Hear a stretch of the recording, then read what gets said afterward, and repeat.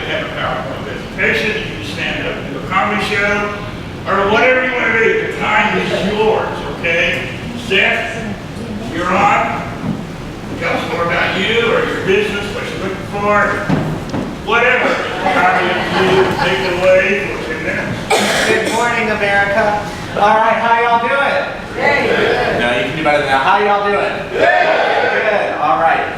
So I am Seth Thomas. I own Seth Thomas Artistic Enterprises. It's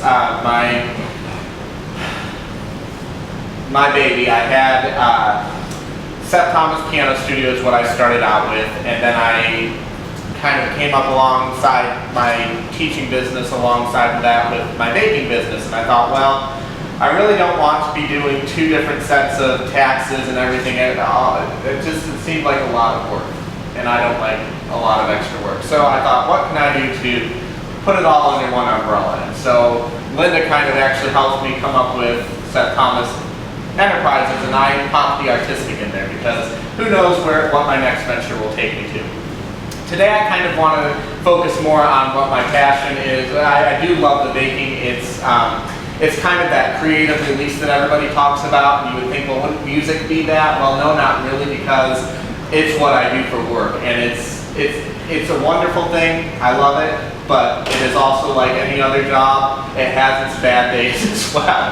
So I apologize. I'm winging it a little bit today because Karen was unable to make it, but I'm gonna do my best. All right. So some thoughts that I've had as far as piano lessons are concerned. I've really had a shift probably over the past 5 years. This is my 13th year of teaching piano. I started when I was 16. I've really shifted in my philosophy towards less of a goal-based philosophy, so less of I expect a student to do this many festivals or this many competitions, and if they don't win a trophy, then they can get out of my studio.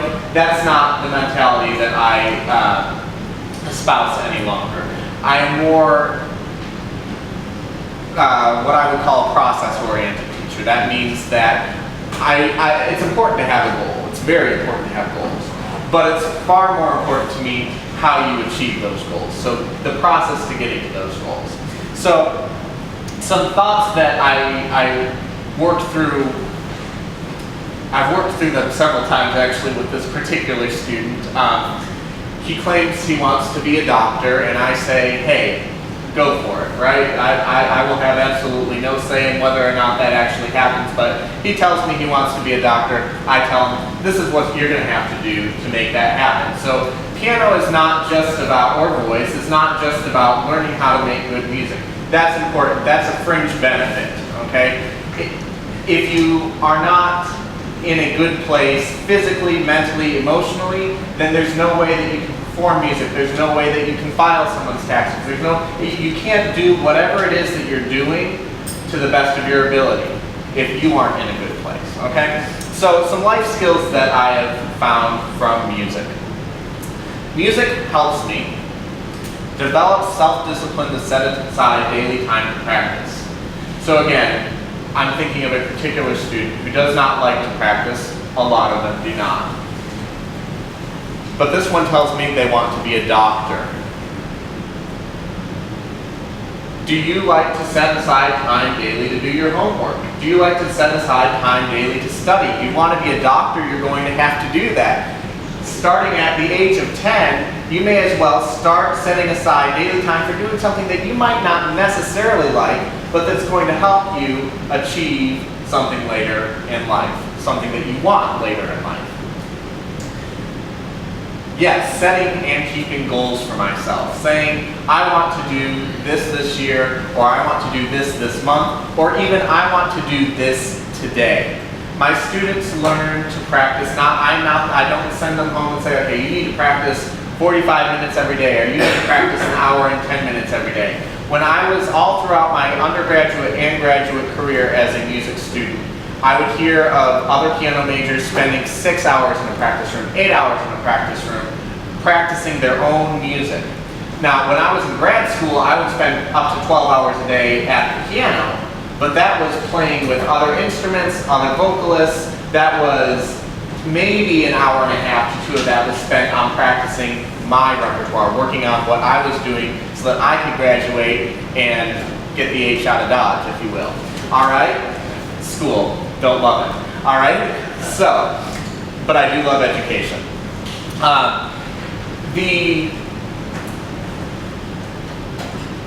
The important thing for me was in that hour and a half to 2 hours that I had, because a lot of times that would come at 10, 11 o'clock at night. And at that time of night, I'm beat. I'm done. I've been at the piano for several hours. I don't feel like practicing. What can I do to say, okay, so I say, okay, I'm working in this Beethoven sonata. I'm going to get this section of it.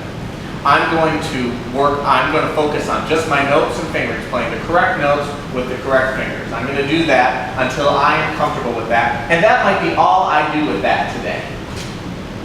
And so as I kind of developed that method of practicing for myself, I got beyond that as well, beyond the notes and the fingers. But, you know, building up these steps, adding stuff in, I started thinking, well, this is working pretty well for me. What if I translated that into my students? Well, a lot of teachers say, I hate it when students treat their lesson like it's a practice session. Well, I don't. Because these kids, God bless them, they are smart, but they need a lot of repetition. They need a lot of repetition to get stuff ingrained. We all do. We all do. We all have at some point. It's not just the kids, all right? We have a lot more ingraining in us than they do. All right, and so from week to week, you know, a lot of teachers get frustrated and say, well, I just told you this last week. Well, I told you this for 4 weeks in a row. What's the deal? And it can get hard. It can get hard to bite my tongue and not say that at times, because that's not in my nature to just accept that they didn't remember what I told them last week. But I have to. I have to say, okay, here's what you do. You start here. You go here, you go here. And so almost every lesson with most of my students, because most of my students are what I would call average students. In other words, they could not pursue a career in music. They will not pursue a career in music.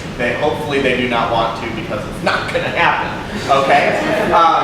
But they are building this life skill of process. I have a goal, here's what I need to do along the way to achieve it.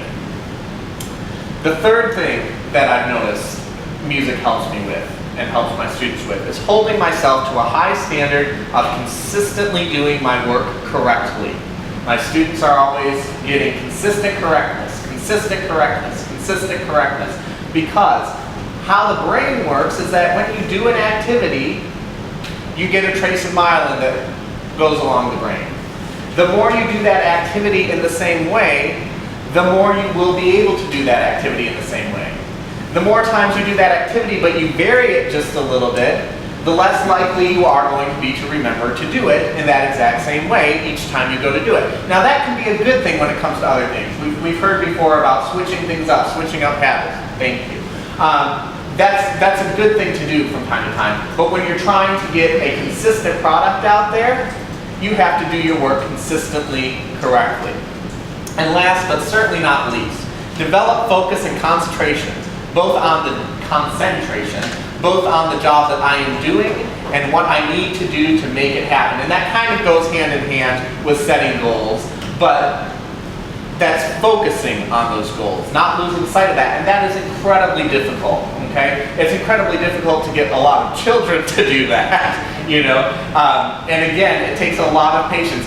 And the biggest thing I want to encourage everybody, if any of this applies to you today, be patient with yourself, all right? Don't be frustrated because you messed up, because you failed. We're human, all right? That's another thing I'm constantly saying to my students. We are human. We're going to make mistakes because we aren't perfect. We are not looking for perfection.